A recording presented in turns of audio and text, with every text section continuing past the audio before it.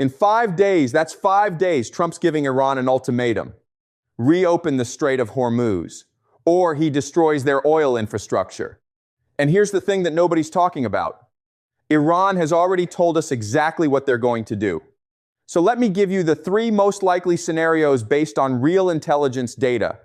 One of these will happen, and it's going to change everything.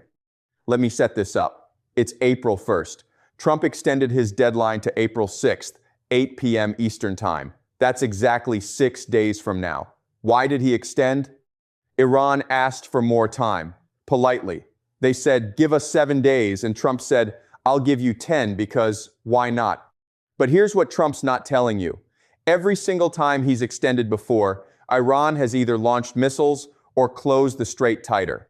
So this isn't diplomacy, this is calculated pressure. Trump says talks are going very well. Iran says there are no talks. One of them is lying. And in geopolitics, when someone's lying, that's when things get dangerous. Now, I'm going to give you 3 scenarios, not guesses, data-backed scenarios. The first scenario, only a 15% chance, but it changes everything. Scenario 1, peace deal, probability, 15%. Here's why it's possible. Iran's new supreme leader, Mojtaba Khamenei, is trying to consolidate power. A ceasefire looks like strength to domestic audience. Pakistan is genuinely mediating. China's pushing Iran toward talks. Even Russia's intelligence is supporting negotiations. So how does this play out? Iran agrees to reopen, straight partially, maybe 5-0, 60% open. Enough that oil prices drop and Trump gets a win. US keeps troops there for stability. Both sides claim victory. But here's the problem with this scenario, and it's a big one. Israel's defense minister said this week, we will not stop until Iran's nuclear and missile capabilities are eliminated, not reduced, eliminated. Iran's foreign minister just said, we're prepared for at least 6 months of war. You see the gap? There's no middle ground between eliminated and 6 months. So this scenario, it's technically possible, but realistically, unlikely. Which brings us to what I think is actually most likely. Scenario 2, limited escalation with extended stalemate. Probability, 55%. This is what happens. April 6 deadline passes. Trump's staff negotiates a last-minute extension for talks. Maybe 5 more days, maybe 10. It buys time. Meanwhile, what's actually happening on the ground? Iran's missiles and drones keep hitting Saudi oil facilities. Kuwait's airports catch fire. Israeli forces keep striking Iranian military targets.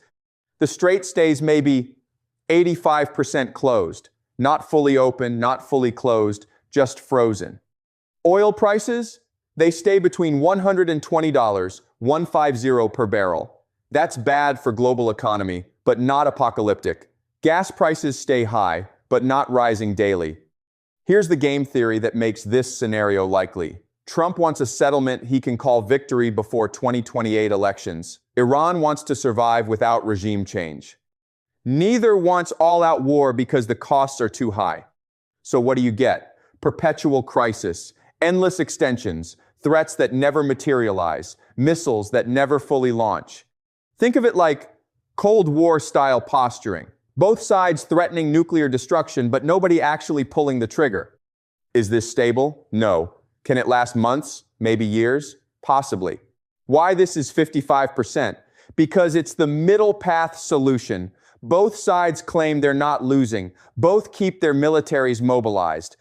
Everyone stays angry, but nobody escalates enough to lose domestically. But there is one more scenario, and this one scares people. What happens if Trump actually follows through?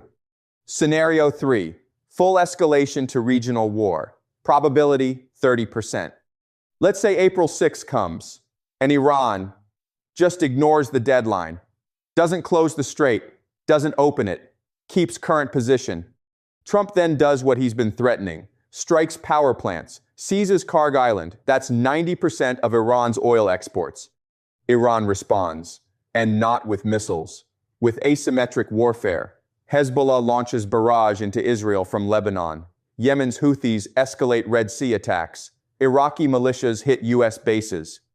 Suddenly, the war isn't just Iran versus US-Israel, it's Iran's entire proxy network activated. What happens to oil? Price goes to $180, 200 per barrel. Gas in the US, $6, 8 per gallon. Global economy, in recession within 3 weeks. Stock markets would crater. Not 10%, not 20%. We're talking 40% drops. And here's the thing about this scenario that makes it possible. Even though it's lower probability, Iran's leadership has already prepared their people for this. They're recruiting volunteers, even children. So do they want this outcome? No. But are they ready for it? Yes. Trump's also ready. 3,500 troops just arrived. USS Tripoli's in the Gulf. Israel's prepared for Gaza and Lebanon and expanded Iran operations. So this scenario, the 30% one, is actually more ready to go than the 55% stalemate scenario. It's just nobody benefits from it except maybe Russia and China, who sit back and watch US get tied down. So which happens? My prediction? Scenario 2, limited escalation. Why? Because both sides are bluffing. Trump wants to look tough but doesn't want to own an Iranian occupation. Iran wants to look defiant but doesn't want American ground troops in Tehran. So they'll do this dance. April 6 passes. Trump delays again. Iran keeps Strait restricted. US keeps bombing. And the world gets used to $120 barrel oil and $5 gas. Is that good? No. But it's the outcome that requires the least sacrifice from both sides. And in geopolitics, that's usually what wins.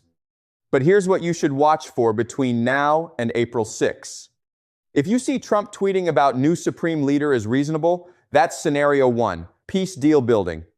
If you see military announcements about security patrols in Strait, that's scenario 2, stalemate building. If you see Iran's militia leaders making speeches about resistance, that's scenario 3, preparation for escalation. The next 5 days, they determine which path we're on. Subscribe to this channel right now because we're going to track exactly what happens. April 6 comes. I'm posting the analysis within hours. You're going to know what scenario we're in before mainstream news even figures it out. This channel, we don't wait for CNN to tell us what happened. We show you the data first. Comment below. Which scenario do you think happens? I'm reading every single comment and updating my probability models based on what analysts and people on the ground are saying. You might see something I missed, a signal I overlooked. That's how this works. 5 days left. April 6. Watch what happens. Next video, either a prediction victory lap or a major course correction posting the moment that deadline passes. I'm Professor Jiang. This is how the world actually works. See you in 5 days.